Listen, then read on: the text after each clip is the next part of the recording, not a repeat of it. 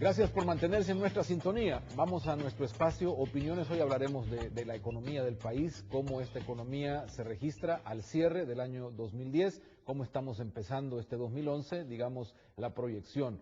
Pero antes de comenzar nuestro programa de hoy, quiero trasladar a todos ustedes esta carta que ha venido del viceministro de Transportes, que ayer, como ustedes saben, no asistió al programa, no cumplió con su compromiso y entonces él se disculpa. Las disculpas no son conmigo realmente, son con los televidentes.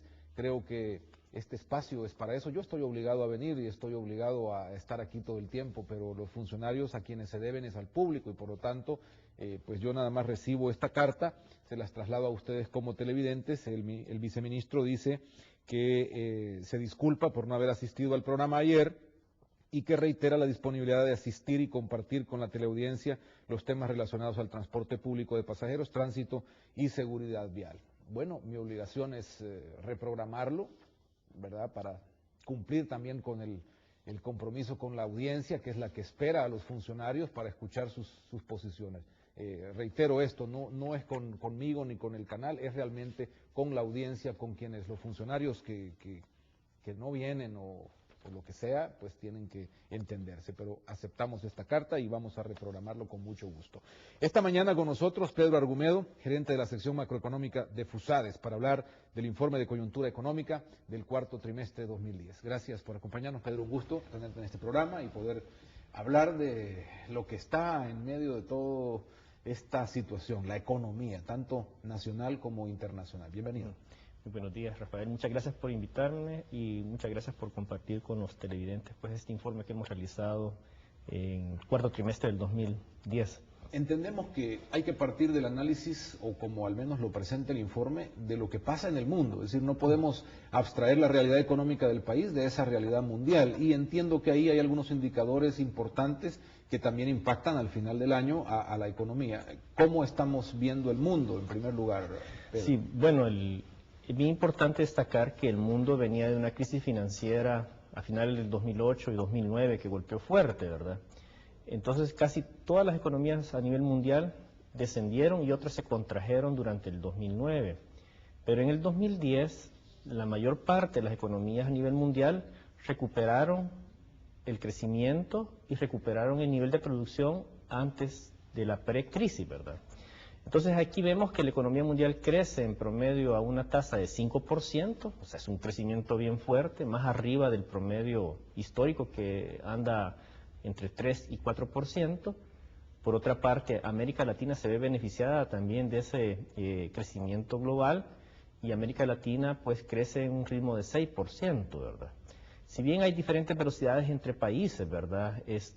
Porque algunos países de América Latina están vinculados a materias primas y estas sufrieron incrementos, pero en promedio la región creció muy fuerte, a 6%. En Centroamérica también un crecimiento a un menor ritmo, alrededor de 4,5% en el 2010, liderado por Costa Rica y Panamá, pero aquí viene el tema, ¿verdad? Si el mundo crece a una velocidad fuerte, ¿por qué El Salvador creció tan poco, verdad? Y esa es la pregunta que nosotros nos hicimos en el cuarto trimestre, de indagar y tratar de dilucidar por qué esas velocidades afuera no se dieron acá adentro. Entonces lo que nosotros encontramos es que, en primer lugar, las actividades productivas que están vinculadas al comercio mundial, a las exportaciones, esas crecieron de manera fuerte, crecieron alrededor de 17,8%, es decir, un crecimiento sustancial en donde nos muestra que el país tiene la capacidad de producir fuertemente, vender al resto del mundo y además se contrataron muchas trabajadores en las actividades industriales que exportan bienes, ¿verdad? Eso es bien notorio.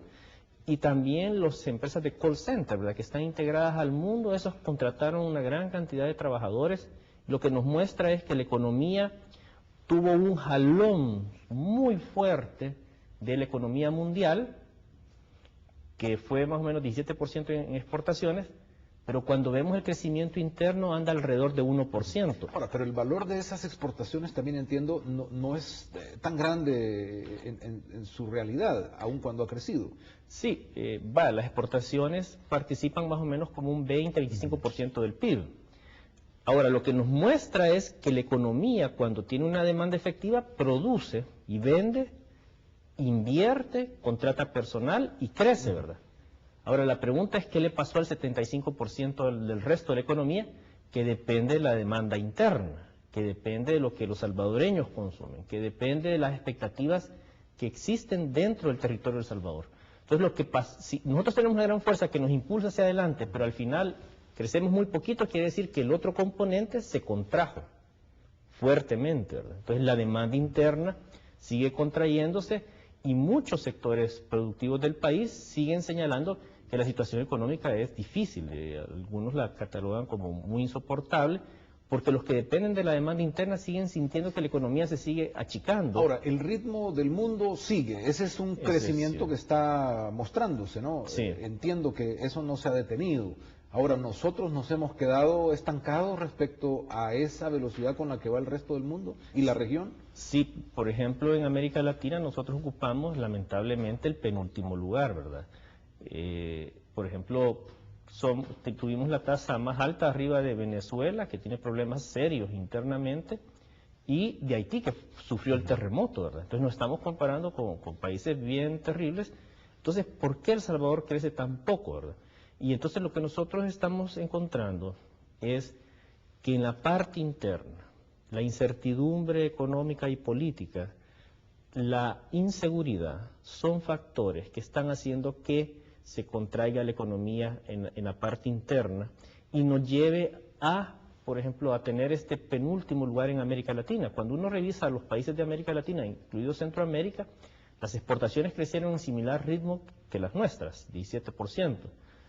La inversión también creció como alrededor de 12% en los países de América Latina, en otros más, pero aquí la inversión fue 0%, la tasa de crecimiento, ¿verdad?